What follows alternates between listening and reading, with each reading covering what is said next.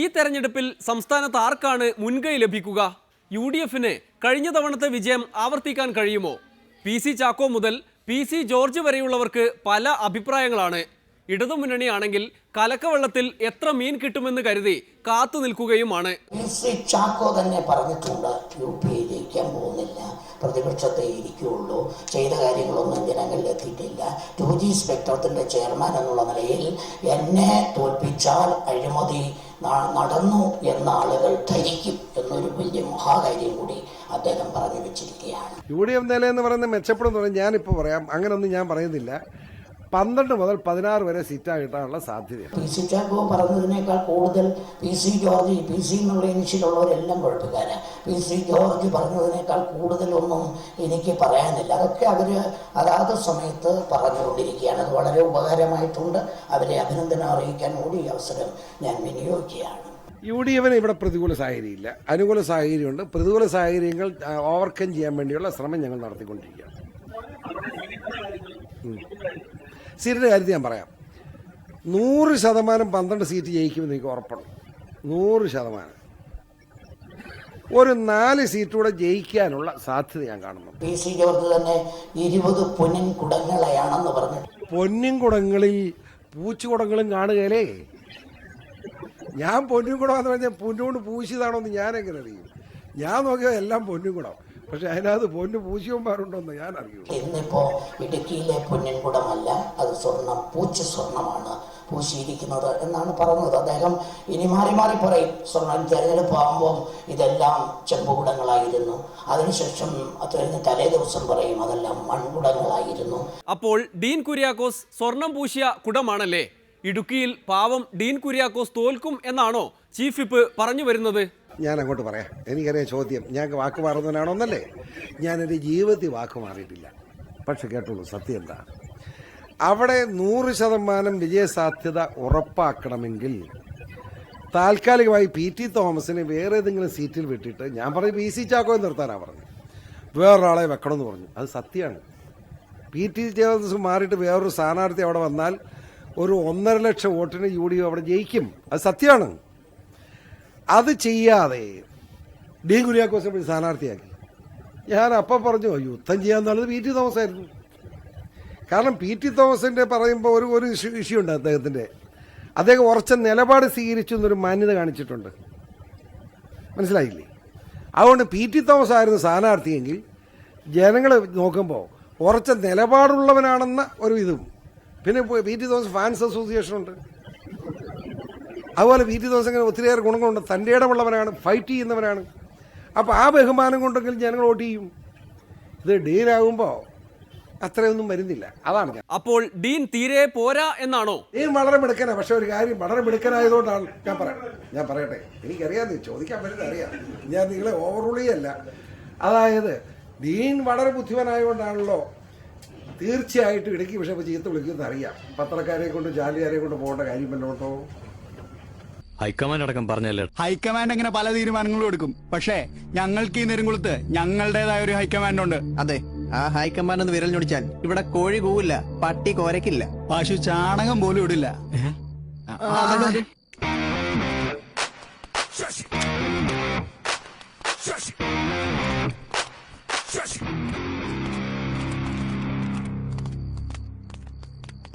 എന്താടാ, നീ വലിയ കുഴപ്പക്കാരനാണെന്ന് കേട്ടു.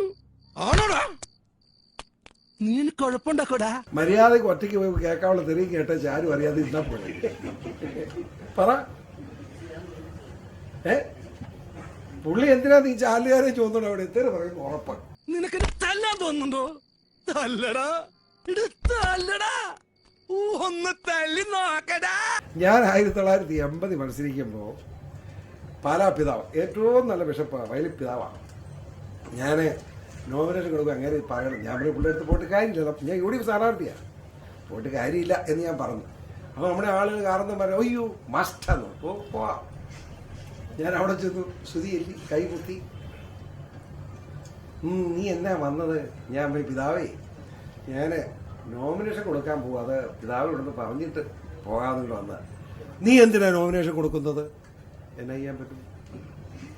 ഞാൻ പറഞ്ഞു, ഞാൻ കൊടുക്കാൻ പോവാന്ന് പറയാൻ. നീ കൊടുക്കേണ്ട കാര്യമില്ല, ഇതാരും കേൾക്കുന്നില്ല. എനിക്കെൻ്റെ ഏട്ടൻ പുള്ളി പറഞ്ഞോട്ടെന്ന്.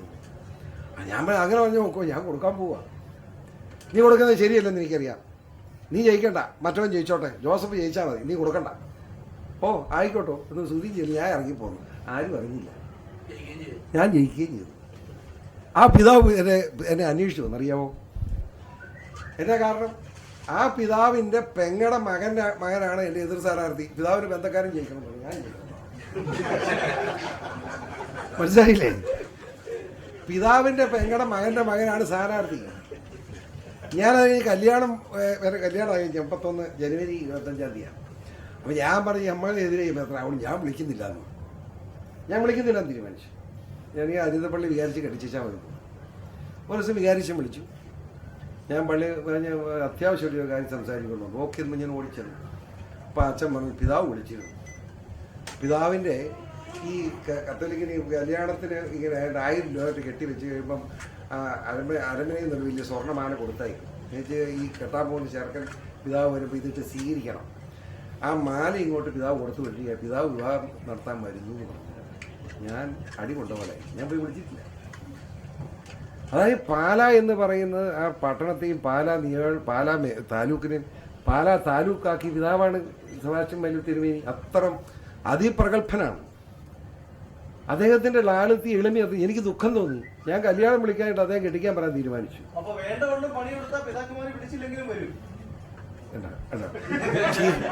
ക്ഷീരമുള്ളോർ അകിടിൻ ചുകട്ടിലും ചോര തന്നെ കൊതുകന്റെ കൗതുകാവും. അതായത് കൊതുക് വന്നാൽ ചോര കൊടുക്കും. അപ്പോഴും സംശയം തീരുന്നില്ല. ഡീൻ കുര്യാക്കോസ് ജയിക്കുമോ തോൽക്കുമോ? ഞാൻ SMV സ്കൂളിൽ 98 ചെന്ന്, രാജാവിന്റെ school SMV higher secondary school. അവിടെ 10ാം ക്ലാസ്സിൽ വിജയി 29 വരെ എന്നാ കാണിച്ചാൽ അതേ ഉള്ളൂ. ഞാൻ അവിടെ ചെന്നു. പിള്ളേർ 1800ഓളം പിള്ളേർ ഇങ്ങനെ നിരന്നിരിക്കുക, ആൺപിള്ളേരും പെൺപിള്ളേരും. അപ്പം ഞാൻ ചോദിച്ചു 10ാം ക്ലാസ്സിൽ പഠിക്കുന്ന പിള്ളേർ ഏറ്റിരിക്കാം. എല്ലാം ഏറ്റ് 140 ഏറ്റ്. ഈ വർഷം ജയിക്കുമെന്ന് ഉറപ്പുള്ളവർ ഇരിക്കാൻ പറഞ്ഞു. ഒരെണ്ണം ഇരുന്നില്ല. ചേടാ എന്നാൽ തോക്കുമെന്ന് ഉറപ്പുള്ളവർ ഇരിക്കാൻ പറഞ്ഞു. ഒരെണ്ണം ഇരുന്നില്ല. ചേടാ ഇത് കുഴപ്പമില്ല. ഞാൻ അരിശപ്പെട്ട് അഭിനയിച്ചു. എനിക്ക് ഈ കോളസ് മൈക്ക് എടുത്ത് അങ്ങോട്ട് ചെന്നു. മര്യാദ കെട്ട പരിപാടി കാണിക്കും ഒരു MLA യോട്. നിങ്ങളുടെ അപ്പൻ്റെ സാധനമില്ല എനിക്ക്. നിങ്ങൾ ജയിക്കുമോ തോക്കുമോ എന്ന് വെച്ചാൽ ഒന്നെങ്കിൽ ജയിക്കണം അല്ലെ തോക്കണം. അഭിപ്രായം പറഞ്ഞ് ഇങ്ങനെ കുത്തിയിരിക്കുക, അല്ലെങ്കിൽ ഏറ്റു നിൽക്കുക. എന്ത് മര്യാദ എന്ന് ചോദിച്ചു. അങ്ങനെ വലതുവശത്ത് പെങ്കൊച്ച ഒരു കൊച്ച് അങ്ങളെ ജയിക്കാനും തോക്കാനും സാധ്യതയുണ്ടെന്ന്. അപ്പോൾ എനിക്ക് വിവരം മനസ്സിലായി. ഞാൻ നേരെ സ്റ്റേജിലോട്ട് കയറുക. എന്നിട്ട് ഞാൻ പറഞ്ഞു ഒരു കാര്യം ചെയ്യണം, ജയിക്കാനും തോക്കാനും സാധ്യത. നമ്മൾ തമ്മിലൊരു ബെറ്റ്. നിങ്ങൾ ജയിച്ചാൽ ഈ സ്കൂളിൽ പഠിക്കുന്ന മുഴുവൻ പിള്ളേർക്കും കോഴി ബിരിയാണി, ഭയങ്കര കയ്യടി. പഠിപ്പിക്കുന്ന സാറന്മാർക്കും കോഴി ബിരിയാണി. അപ്പോൾ പഞ്ചായത്ത് പ്രസിഡന്റ് ഇപ്പം അപ്പം ഞങ്ങൾക്ക് പഞ്ചായത്തിനും കോഴി ബിരിയാണി. കുഴപ്പമില്ല പോട്ടെ. പക്ഷെ ഒരു കണ്ടീഷൻ, മുഴുവൻ പേരും ജയിക്കും, 100% വിജയിക്കണം. എല്ലാവർക്കും കോഴി ബിരിയാണി. പഠിപ്പിക്കുന്ന സാറന്മാർക്കും ബിരിയാണി. 9ാം ക്ലാസ് വരെയുള്ള പിള്ളേർക്ക് കോഴി ബിരിയാണി കൊടുക്കുന്ന ഇവർ ചേട്ടന്മാരും ചേച്ചിമാരും പഠിക്കാൻ വേണ്ടി പ്രാർത്ഥിക്കാനും ക്ലാസ്സിൽ ബഹളം വെച്ചു ഒറ്റയിടത്തെ പുറത്തൊക്കെ പഠിപ്പിച്ചോളാം. നിങ്ങൾ 100% ജയിച്ചില്ലെങ്കിൽ എനിക്ക് ഒറ്റ കാര്യം, നിങ്ങൾ 140 എണ്ണം കൂടെ പറഞ്ഞു ഒരു ചായ മേടിച്ച് അത് നിങ്ങളെല്ലാം കൂടെ ചുമന്ന് എനിക്ക് കൊണ്ടുതരണം. ഇതാണ് എൻ്റെ ബന്ധായം. പക്ഷെ സംഭവിച്ചത് എന്താണെന്നറിയാവോ? 98% പിള്ളേരങ്ങ് ജയിച്ചു. ഞാൻ കോഴി ബിരിയാണി കൊടുത്തു, 2% പൊക്കോട്ടെ. 29 98 ഒറ്റ കുതിച്ചിയാട്ടമുണ്ട്. ഞാൻ സ്കൂളിൻ്റെ പേര് വെച്ചില്ല പറയുന്നത്. Poonjar higher secondary SMV higher secondary സ്കൂളുണ്ടായ സംഭവം. പറയട്ടെ ഞാൻ അതിലേക്കാണ് വരുന്നത്. ഞാൻ പറയാം. ഞാൻ ഇതെന്ത് ചെയ്യുന്നറിയാവോ? ഇതൊരു നല്ല ഇടപാടാണല്ലോ എന്ന് വെച്ച് എൻ്റെ നിയമത്തിൽ എല്ലാ സ്കൂളിലും പോയി പതിനായം വെച്ചു. എല്ലാ സ്കൂളും 100%, 98ആയി. 99% പിള്ളേർ ജയിക്കുകയാണ്. I am fully satisfied. എന്താ കാരണം? ചെറിയൊരു ബൂസ്റ്റിംഗ് കൊടുക്കുക.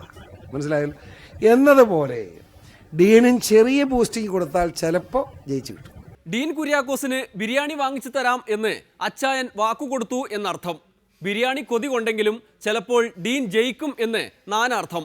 PC ജോർജിന്റെ ഗുണപാഠം കേട്ടതിന് ശേഷം ആര് ബിരിയാണി വാങ്ങിക്കൊടുത്താലും ഡീൻ കഴിക്കും എന്നാണ് കേൾക്കുന്നത്. ഡീനിനെ ബിരിയാണി രക്ഷിക്കട്ടെ. ഒരിടവേള കൂടി, അത് കഴിഞ്ഞ് പിള്ളേച്ചന്റെ വികൃതികൾ. അസീസിന് മന്ത്രിസ്ഥാനം കൊടുക്കാമെന്ന് പറഞ്ഞിട്ടുണ്ടോ ഇല്ലയോ എന്ന് എനിക്കറിയില്ല. ഈ RSP ഇങ്ങോട്ട് വന്നപ്പോൾ അവരുടെ മന്ത്രി ആരാണെന്ന് RSP തീരുമാനിക്കുന്നത് അംഗീകരിക്കുമെങ്കിൽ കേരള കോൺഗ്രസിന്റെ മന്ത്രിയായിരുന്നു ഞങ്ങളും തീരുമാനിക്കും. അട്ടയുടെ കണ്ണ് കണ്ട ആളാ ഉമ്മൻചാണ്ടി, കാര്യത്തിൽ ഞാൻ പറയാം.